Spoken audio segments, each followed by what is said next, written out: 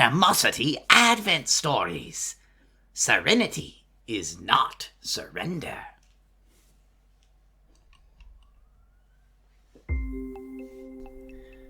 The bowls were set and gently filled. Single drops then slowly formed upon their bottoms, the water finding the small imperfection in the base of every vessel. A crack was an inevitable flaw of how they were made, unseen to the eye, but letting each drop form until its weight cast upon its long fall. The journey's end, a conclusion into a bronze bell that waited a set measure below. A single clear sound to mark that end, a small note ringing out. Bowl after bowl was arranged around this sacred space, letting fall drop after drop to create note after note. The melody for the dance was meant to last 1,000 drops, each drop falling because of that flaw, each fall ending in a last moment of beauty before being nevermore. A reminder, a warning. And in that melody she moved, her steps a whisper against the wet stone, lost in that song of the falling water, her blade moving in its arcs as she danced the dance that was her martial legacy. The blade moving between the drops, around them, with great care to miss them, lest their fate be disturbed and that melody broken in discordance.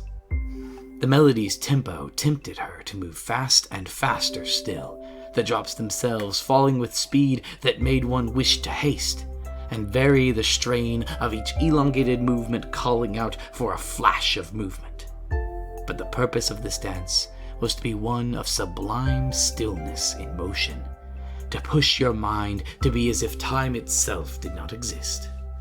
Each moment one of perfection, to only be perceived as changing by the fall of a drop of water past where her blade had just been. There would be no harder dance for her to perfect, no greater test to hone her mind to that absolute grace. For to reach that point of serenity required to move through the 1,000 drops was the very antithesis of her temperament. Wrath.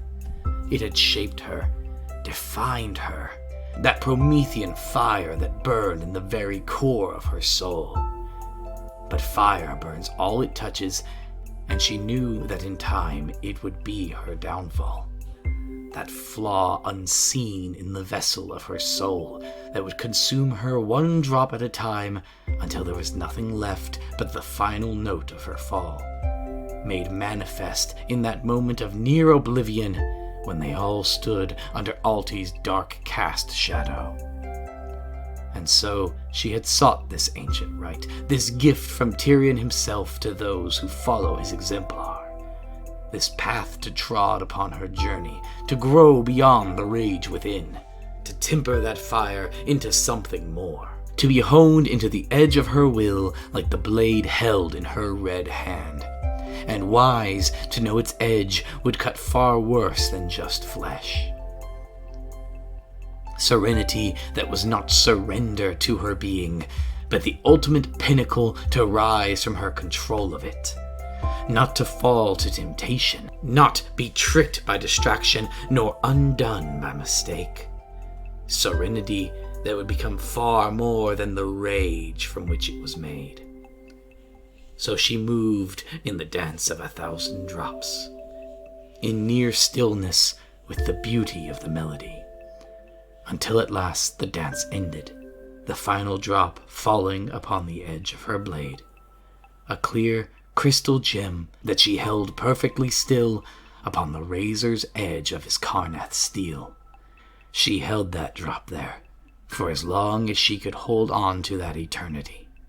No breath, no thought, no beat of her heart. Within it, she saw the reflection of herself, and she smiled. Our salvation has always come on the edge of a blade, a desperate flight to escape the falling spires, a harrowing flight through the dark of Altai's fortress. It was the edge of a blade that saved us. When you speak of a fated blade, this is what comes into our mind. The blade that shall be in our hands when we face the next oblivion. the blade that shall strike down any who think it is our oblivion and not theirs. I am a tress of the Red Hand, and I carry a blade born for destiny, not merely one of fate.